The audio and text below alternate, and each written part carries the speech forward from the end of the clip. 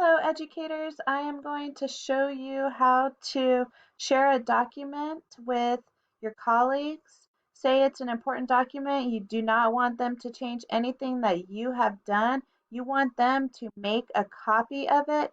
Here is a way that you can force them to make a copy. You're going to click Share.